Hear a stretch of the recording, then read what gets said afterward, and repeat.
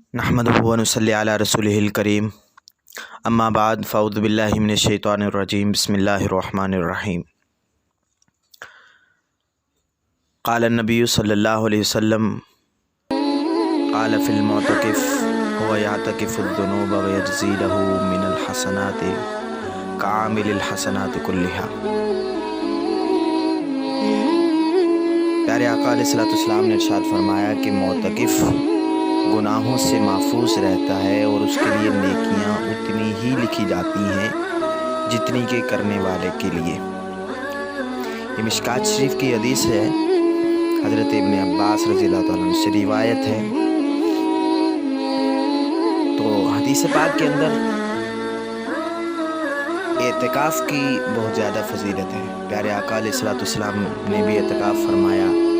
रमज़ानुल मुबारक के पहले अशरे में भी प्यारे आका अलैहिस्सलातु वस्सलाम ने एतिकाफ़ फरमाया, फिर दूसरे अशरे में भी, फिर तीसरे अशरे में एतिकाफ़ फरमाया। तो एतिकाफ़ के बारे में चंद बातें आपसे मावी गुफ्तगू हैं। हदीस में आता है अल मुअतकिफ़ हुवा यअतकिफ़ुद्दुनूब। एतिकाफ़ बैठने वाला आदमी ऐसे है जैसे गुनाहों से पाक हो चुका हो। अल्लाह उसके गुनाहों को धो डालते हैं, उस पर कोई गुनाह बाकी नहीं रहता। क्यों? अव्वल तो पहले अशरे में रहमत थी, दूसरे में मग़फ़िरत मिली। अब जब आखिरी अशरा आया, पहले हिस्से में बाहर के कामकाज करता रहा, चलता फिरता रहा, बीवी बच्चों में रहा, यारों दोस्तों में रहा। दूसरे अशरे में भी बाहर था, लेकिन जब तीसरा अशरा आया तो ये सब कुछ छोड़ के खुदा के घर डेरा डाल करके बैठ गया। जब आदमी डेरा डाल करके बैठ जाता है और कहता है कि अब मैं यहाँ से नहीं उठूँगा, अल्लाह बैठा हूँ तेरे दरवाज़े पर, जब तक तू मुझसे राज़ी नहीं होता मैं यहाँ से नहीं उठूँगा। दुनिया में भी एक फ़कीर किसी के दरवाज़े पर जाए, दूसरी मर्तबा जाए, तीसरी मर्तबा जाए, 2-4 दफ़ा जाए, अगले आदमी को लिहाज आता है, कुछ न कुछ जेब से निकाल कर दे ही देता है। और वो फ़कीर ठिकाना लगा कर के बैठ ही जाए तो और ये कहे कि दरवाज़े पे बैठा हूँ, कुछ लूँगा तो जाऊँगा। आदमी कहता है चलो यार इसकी बात पूरी करो, दो जो कुछ मांगता है। जब बंदा सब कुछ छोड़ करके रब के दरवाज़े पे बैठ जाए और कहे अल्लाह देख तेरे दरवाज़े पे बैठा हूँ, तुझे राज़ी करना चाहता हूँ, जब तक तू राज़ी नहीं होता उस वक़्त तक मैं यहाँ से नहीं उठूँगा, यहाँ से हटने के लिए तैयार नहीं हूँ। तो उसकी शान करीमी भी जोश में आती है। फ़रिश्तों, अगर ये इस तरीके से आकर के बैठ गया है, अब मैं भी राज़ी होता हूँ, मैं इसके गुनाहों को माफ़ करता हूँ, इसको जन्नत में भेजता हूँ, मैं इसकी तमाम ख़ताओं पर दरगुज़र करता हूँ। एक तो मस्जिद में बैठने की वजह से निगाह महफूज रहेगी, मस्जिद में बैठने की वजह से कान महफूज रहेंगे, ज़ुबान की हिफाजत होगी, नेकी की तरफ तौफ़ीक ज़्यादा होगी। मस्जिद में मुसलसल रहना ये एक मुस्तकिल इबादत होगी।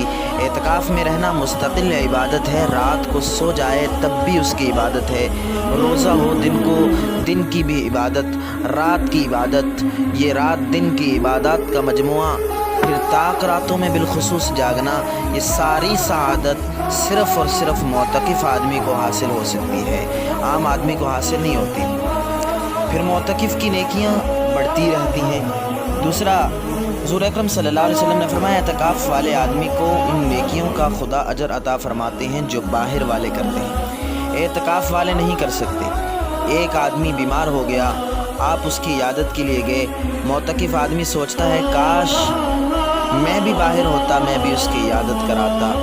उसने सोचा ही था, खुदा ने उसको अजर अता फरमा दिया।